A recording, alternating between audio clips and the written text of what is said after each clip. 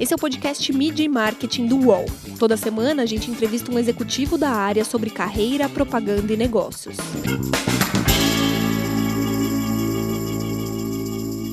Olá, sejam bem-vindas e sejam bem-vindos ao programa Mídia e Marketing do UOL. Aqui a gente bate um papo com os principais nomes do marketing, da comunicação e da publicidade do Brasil e do mundo. Eu sou Renato Pesotti e nessa semana a gente recebe a Adriana Barbosa, que é CEO da Preta Hub. Tudo bem, Adriana? Prazer estar contigo aqui. Prazer todo meu, Renato. Eu queria que você contasse primeiro o que é a Preta Hub, né? Como que nasceu a Preta Hub e com quais marcas que vocês vêm trabalhando. A Preta Hub surgiu em 2018, a partir de um trabalho que a gente já vem desenvolvendo desde 2002, né, com a experiência da Feira Preta. Começou com a Feira Preta um evento, né, que a gente reúne empreendedores, artistas de todas as linguagens, nessa perspectiva de valorizar toda a produção cultural, intelectual e empreendedora da população negra. O evento cresceu e a gente acabou realizando vários projetos, né, para a própria feira continuar existindo, desde formação de empreendedores, pesquisas para subsidiar o mercado, uma série de ações a gente foi desenvolvendo em complementariedade à Feira Preta. E aí, em 2018, a gente já vinha de um processo de fracasso da Feira Preta, a gente tinha estimado naquele ano um público, a feira completou 15 anos, a gente tinha estimado um público de 20 mil pessoas e a gente não levou nem 5 mil, sendo que o modelo da feira econômico era de venda de ingresso, né? E aí, nesse momento, a gente começa a pensar o reposicionamento, o que faria sentido ainda dentro, né, do ecossistema empreendedor, que a feira pudesse ainda agregar, né, depois de 15 anos. E nessa remodelagem de olhar um pouco nossa visão, nossa missão, tudo aquilo que a gente tinha construído, a gente decidiu olhar um pouco para os nossos programas e reestruturar com um olhar sistêmico. E aí, hoje, a Preta Hub é essa plataforma sistêmica que apoia o tema do empreendedorismo negro no Brasil, a partir de 4 pilares: criação, produção, distribuição e consumo, que é apoiar o empreendedor a criar o produto, a produzir, olhar para os aspectos de produção, a identificar mercados para poder escoar esse produto e estabelecer uma relação, né, formar público consumidor para esse tipo de produto. E hoje a Preta Hub, ela tem feito uma série de programas, né, tanto em território nacional, Brasil, como outros países da América Latina, Bolívia, Colômbia, entre outros. Legal. Você falou do festival, né, do Feira Preta, é o carro-chefe do trabalho, né? Queria que Uhum. você contasse como que ele surgiu 15 anos atrás e queria que você falasse um pouco mais da saga, da busca dos primeiros patrocinadores, né? Que são histórias bem, não são divertidas, mas são histórias talvez inspiradoras, né? Então, a gente, enfim, começou de uma maneira, eu digo, não foi de uma maneira convencional, né? A feira surge muito em função de processos que eu estava vivendo, né? Porque eu estava desempregada e uma amiga também, e a gente era frequentadora das baladas da Vila Madalena, né? Há 20 anos atrás, a vila fervia de casas noturnas do gênero de música negra, né? E ao frequentar essas baladas que eu começo a prestar atenção, né? Em relação ao empreendedorismo, né? Quem eram os donos das casas noturnas, a cadeia de produção, DJs, hostess, técnicos de som, as bandas, né, os iluminadores, em sua maioria eram pessoas negras nessa cadeia de produção, mas quem eram os donos eram só pessoas brancas, e aquilo me intrigava de saber que a gente produzia aquela cultura que a gente, de alguma forma, estava envolvida na cadeia de produção, consumia, porque muitos jovens negros de diversas regiões se deslocavam para a vila para ouvir música, mas no final da noite eram só os donos que se beneficiavam, né, daquele movimento. E aí eu já vinha de uma situação de desemprego, de participar de feiras de rua, vendendo coisas, né? Eu tinha um brechó, comecei a me virar, né, bem nessa lógica da cibriologia, de dar conta da vida vendendo coisas, eu comecei a vender as minhas roupas, e uma amiga que era da área de cinema, produtora de casting, começou a vender pastel, que a mãe dela é quituteira. E aí, nessa lógica da necessidade da gente entender como é que a gente fazia para poder dar conta da vida, foi que veio esse desejo de criar algo que pudesse dar conta das nossas questões, né? Como é que a gente propiciava um espaço para pessoas como nós, que estavam tentando sobreviver. E aí, o que tem de oportunidade, para além da necessidade, era aproveitar esse caldo cultural que a vila tinha na época, né? De ter essa cena muito forte de música e já muitas pessoas se deslocando para consumir essa cultura, né? Porque quando você vai para uma balada, você não vai só para ouvir música, normalmente você consome bebida, você consome comida, né? Né? Quem tem carro deixa carro no estacionamento, então tem toda uma economia que gera a partir, né, daquele território. Então a feira surge dentro desse movimento, e lá atrás, a primeira multinacional a lançar um produto segmentado no Brasil foi o Lux Pérola Negra, né? O sabonete Lux Pérola Negra pela Unilever. E a gente bateu na porta da Lux, da Unilever, pedindo para eles patrocinarem, né? Eu lembro deles terem falado, mas vocês já fizeram isso antes? A gente, não, mas vocês já venderam um sabonete para a população preta antes? Não, eu falei, então a gente vai aprender junto, a gente vai aprender a fazer evento, vocês vão aprender quem é essa população. E de lá para cá, a gente tem construído relação com as marcas. Não vou falar que foi uma construção fácil, eu acho que, imagine você falar da questão racial há 20 anos atrás, que é muito diferente do que a gente fala hoje. Hoje ainda tem alguns tabus, mas há 20 anos atrás era de fato um tabu, né? Como assim vou me associar a uma feira que se chama Feira Preta, né? Era a primeira coisa que as empresas falavam, não, muda esse nome. Não sei se eu quero associar a minha marca com um evento que está tão nichado, tão segmentado, né? E hoje tem um caminho diferente, e uma coisa interessante que eu observei no último ano, a gente desde 2016, que faz parte da plataforma Preta Hub, um programa que chama Conversando, a gente se aprende, e começou com Black Codes, desvendando os códigos negros em 2016, quando eu me junto com a Google e com o consulado americano, e a gente começa a falar das questões raciais dentro do campo da publicidade, né? Aí de lá a gente faz um evento à voz e à vez, traz agências, traz veículos de comunicação, traz mídia para influências, para pensar nessa questão de equidade racial, isso alguns anos atrás. E aí, essas vivências, tanto do Black Codes e da Voz e a Vez, a gente cria um método que chama Conversando, a gente se aprende e começa a ir nas empresas, a falar de mudança de cultura, de equidade racial, né, de uma maneira transversal, com olhar 360, recursos humanos, cadeia de valor, investimento social privado, marketing, comunicação interna e externa, como trazer esses valores da equidade racial de uma maneira mais transversal. E no último ano, a gente teve muitas marcas na Feira Preta, e boa parte das marcas que a gente teve, o poder de decisão de entrar na Feira Preta foram de pessoas negras que começaram a ocupar cargos de poder dentro dessas empresas. Então, é um processo de transformação importante, interessante que aconteceu nos últimos anos, sabe? De 20 anos para cá é uma outra coisa, um outro contexto. Você falou que no começo algumas pessoas até recusavam participar ou patrocinar o evento por causa do nome, né? E hoje, na verdade, o nome é um grande gancho, às vezes, para as marcas estarem. É completamente o contrário do começo. É completamente ao contrário do começo, exato. Hoje a Feira Preta, quero entrar. Estou criando uma estratégia na questão racial, acho que a Feira Preta pode ser esse caminho, entendeu? Às vezes a marca nem sabe exatamente o que vai ter, mas ela quer participar, né? Como que é ver isso depois de quase 20 anos de luta, de batalha, né? É uma mudança de patamar, uma quebra de paradigma, mas, por outro lado, é uma sensação de alívio. Como que você se define em relação a isso? Cara, é um misto de muitas coisas, né? Muitas coisas subjetivas, porque eu lembro uma vez que a gente foi negociar num banco, e eu lembro que naquele ano especificamente, acho que vai fazer uns 6 anos mais ou menos, a gente acabou criando um projeto que era Feira Preta, mas a gente resolveu chamar de Territórios Criativos. E essa estratégia justamente porque eu falei assim, cara, é isso, tantos anos tentando emplacar e as empresas falam não para o nome, e a gente pode ir com outro guarda-chuva, e a Feira Preta está dentro, mas eu não vou chegar lá vendendo a Feira Preta, né? Falando da Feira Preta, eu vou falar de territórios criativos, né? Era um projeto que tinha um TED com pessoas negras, a feira em si, um show no Parque de Ibirapuera, tinha um prêmio, né? Chamado Prêmio Movimentos Criativos. E aí a liderança do banco, o VP, olhou e falou assim, nossa, que interessante, eu gostei desse projeto, eu me interessei por esse projeto.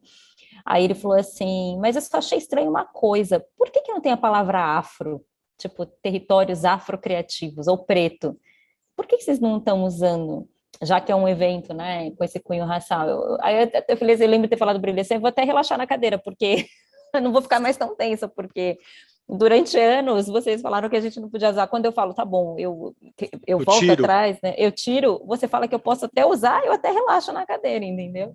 Eu acho que foi uma mudança que aconteceu. De fato, é um misto. Tem coisas para a gente celebrar e tem coisas que é isso, né? De pontos de atenção também, entendeu?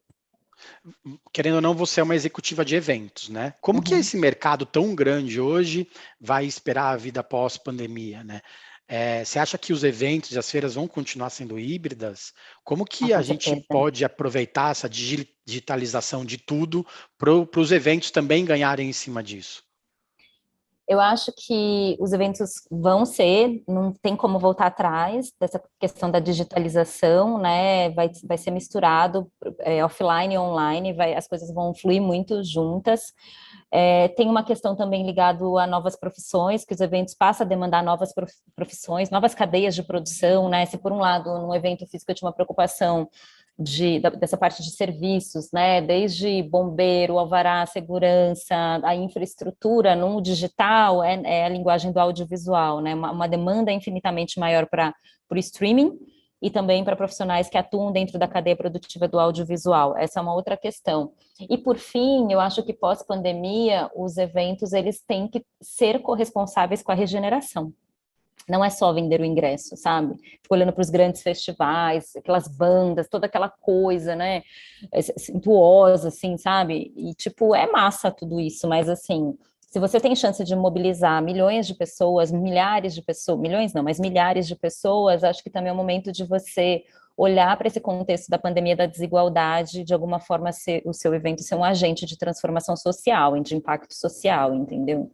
Eu acho que eu até participei de uma mesa que estava o pessoal do Rock in Rio e do Koala, e falei exatamente sobre isso, porque é isso, a economia está enfraquecida, a gente está num contexto político, né, que, né, tem muitas coisas acontecendo, não tem como simplesmente eu chamar um show, sabe?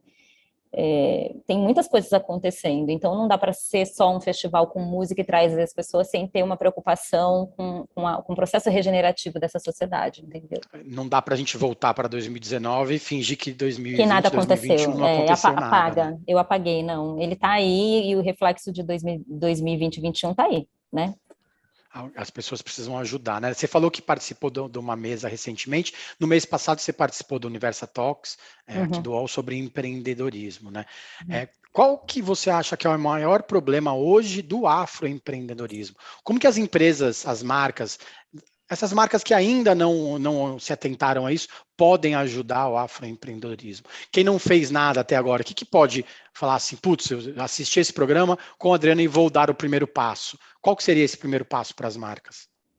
Primeiro que o empreendedorismo para a população negra, ela é chave de transformação, né? É diferente para a população negra, porque a população negra é empreendedora desde que teve o processo da abolição. Então, as pessoas negras estão empreendendo há muito tempo. E esse tema de empregabilidade de pessoas pretas é novo, né? Você pode olhar 5, 10 anos para cá, de que as empresas têm criado programas, ações afirmativas para incluir pessoas pretas. Imagine que muitos anos para lá, essas pessoas estavam desempregadas, e uma forma para ter mobilidade social é empreender.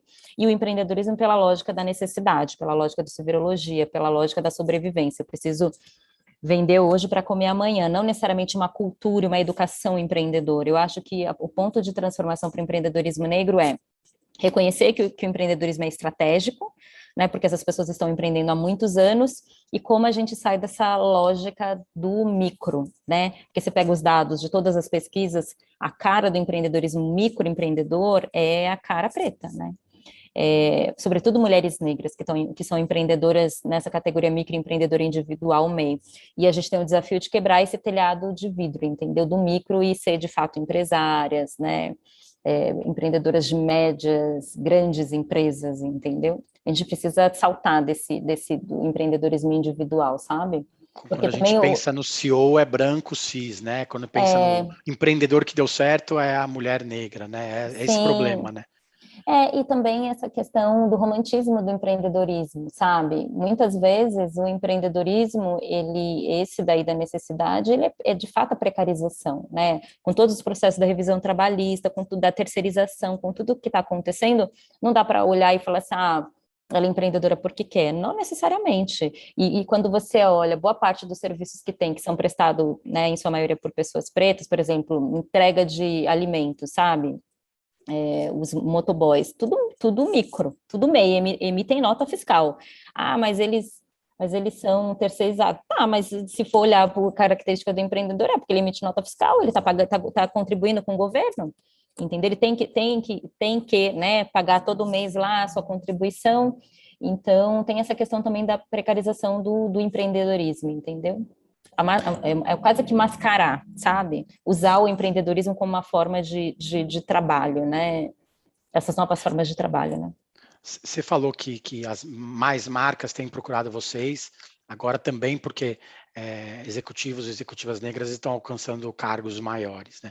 Quanto que é difícil hoje promover essa igualdade racial dentro das empresas? Tem muito discurso ainda, né?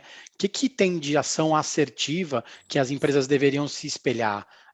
Como o trainee exclusivo para negros do Magazine Luiza, que o ano passado deu muita discussão e esse ano tem várias empresas fazendo parecido. O que mais que você podia sugerir para as empresas fazerem igual para que seja positivo?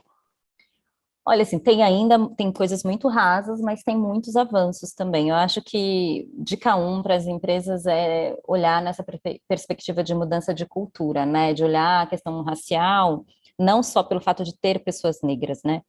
Mas de ter uma cultura de equidade e pautar a questão racial em diversas áreas. Então, investimento social privado, patrocínios, doações, filantropia, olhar com essa lupa da questão da equidade racial.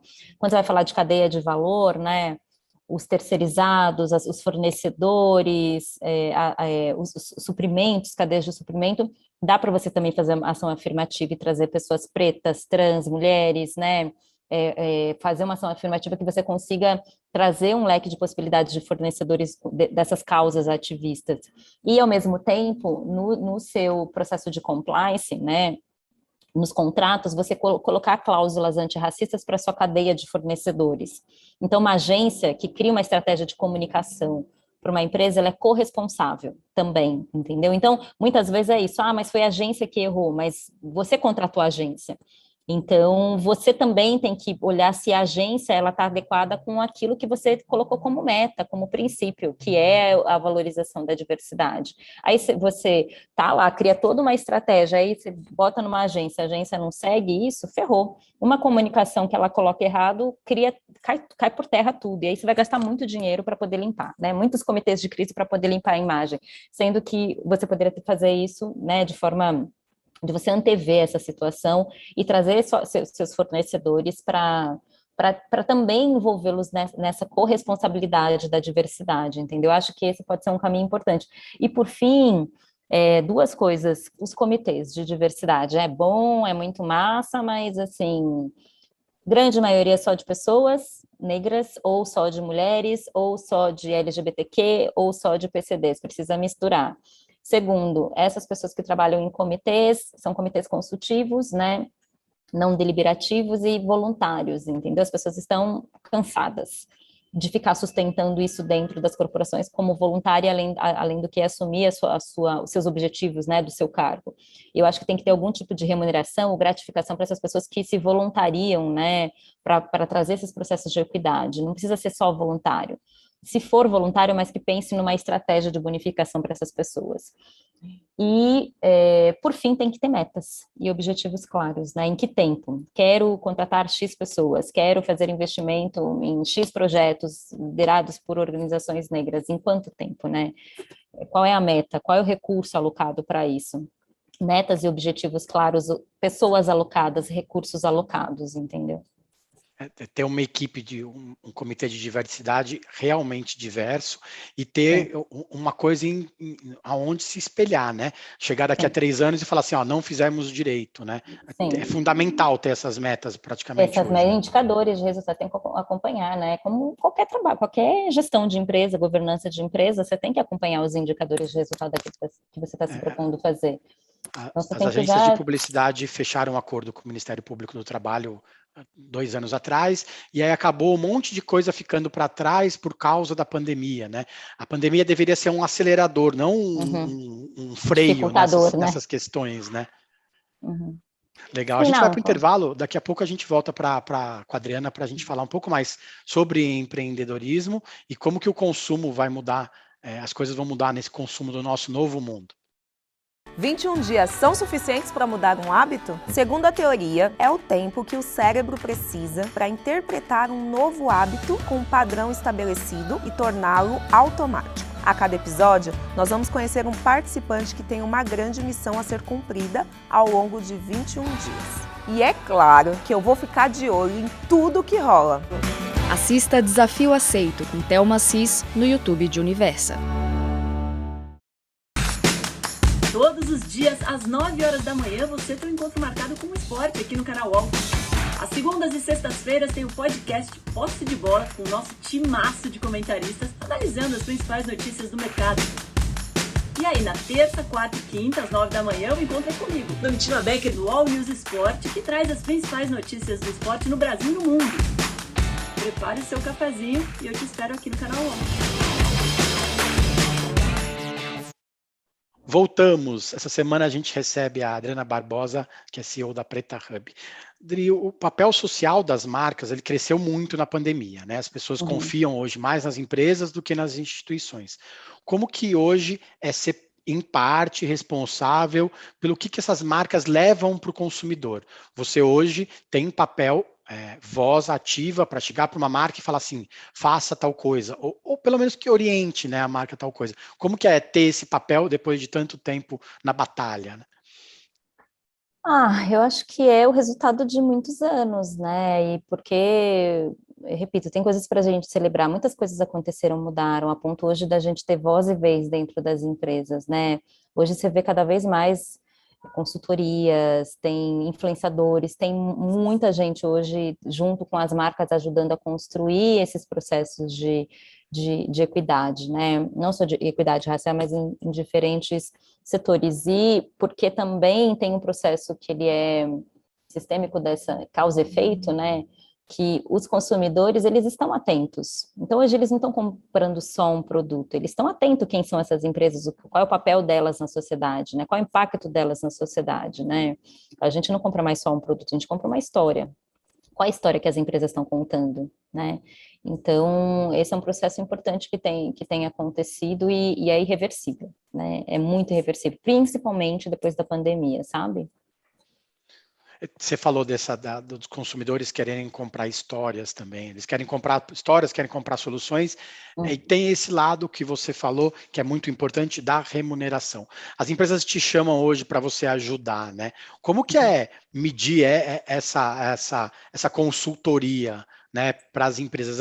As marcas têm te chamado e falar assim, puxa, me ajuda a montar um comitê, me ajuda a montar uma estratégia. Como que a Preta Hub, como um todo, pode ajudar as marcas a formarem essa estratégia também toda de comunicação? Esse é um braço que a gente tem dentro da Feira Preta e é um braço de prestação de serviço, as empresas acabam nos contratando, aquelas que só chamam para ajudar, para palpitar, eu falo, não, porque isso é um trabalho, eu estou aqui, né, dedicada para te ajudar a construir uma estratégia e eu também preciso receber. Então, tem um processo de advocacy aí que eu venho fazendo já há muito tempo quer chamar as pessoas pretas, mas remunera essas pessoas, né? Porque elas trazem um processo intelectual para ajudar a sua empresa a melhorar questões que são estruturantes de muito tempo, né? Então, não dá para eu vir numa perspectiva voluntária, me ajuda, não. Eu estou aqui para colaborar, para construir junto com você. Eu não vou varinha mágica. Faço assim e está tudo resolvido. Não, a gente vai resolver isso juntos, entendeu? Mas um comprometimento meu e seu dentro dessa perspectiva, né? Isso a gente tem feito já há muito tempo já, assim, com as marcas. Primeiro eram conversas informais, depois virou método, né? Tem uma metodologia e a gente tem ido em várias empresas e tem testado esses modelos de construção, de governança compartilhada, entendeu? E as empresas que vocês levam esses serviços, elas têm andado em relação a isso ou você acha que muita coisa é feita, é entregue, mas na hora de colocar em prática isso acaba esbarrando em alguma aprovação ou acaba não andando na forma como deveria andar?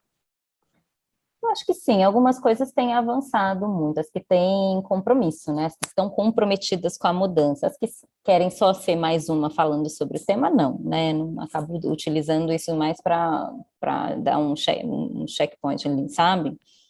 Então, e o que o que eu acho é que as empresas precisam sair desse lugar do letramento só, né? Ah, mas eu não entendo, aí eu faço letramento, evento de sensibilização, aí eu trago, sabe? Isso é importante, né? Não vou falar que não é importante, acho que isso ajudou muito, mas depois do letramento precisa vir a ação, entendeu?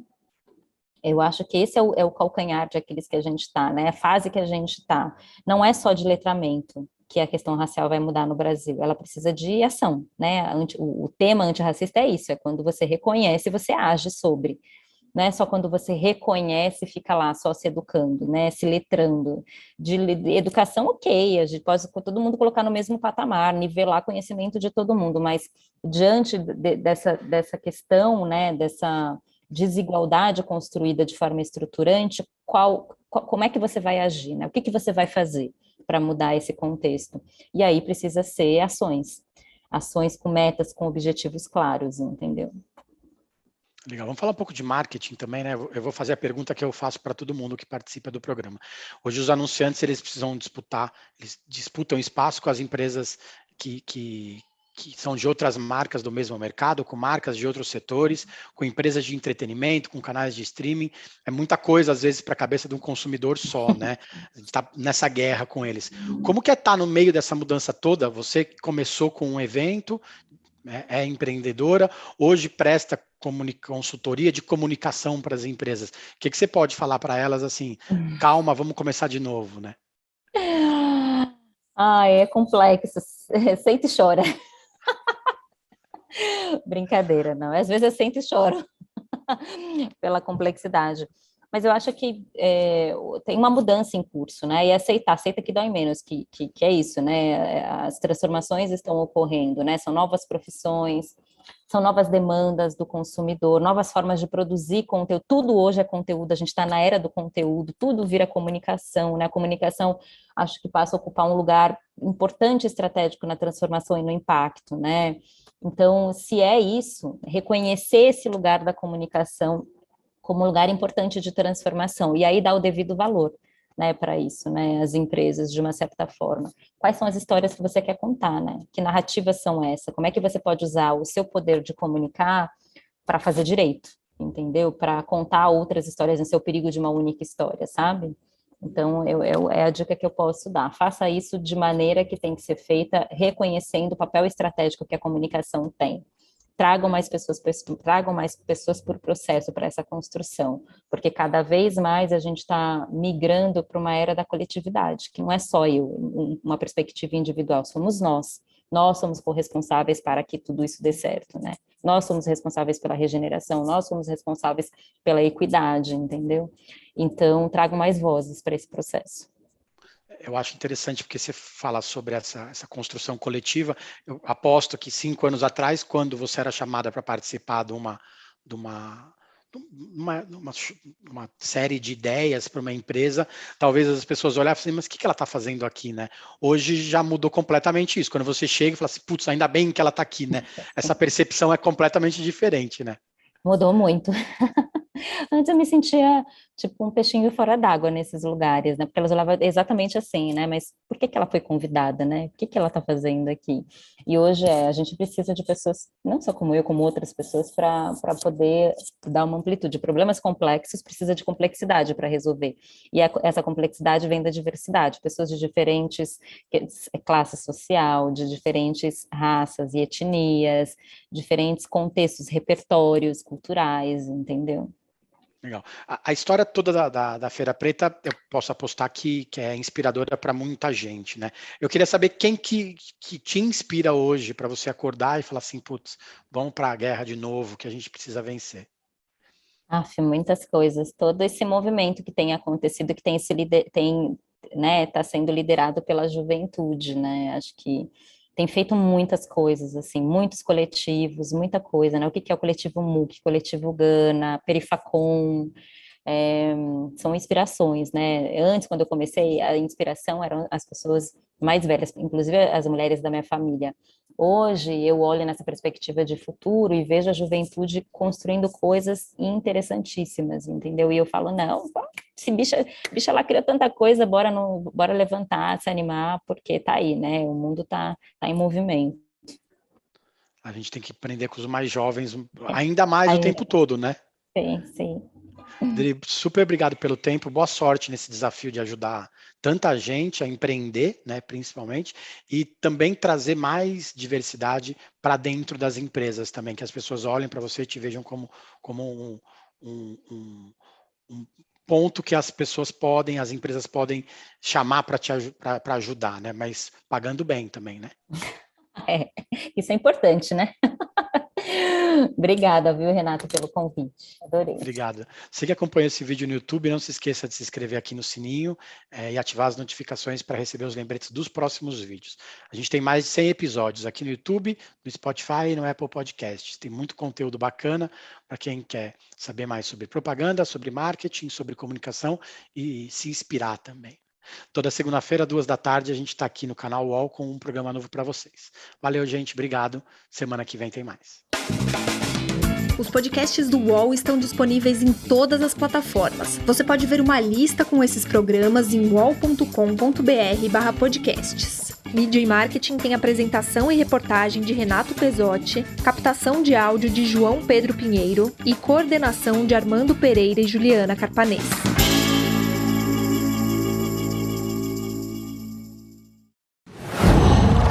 UOL.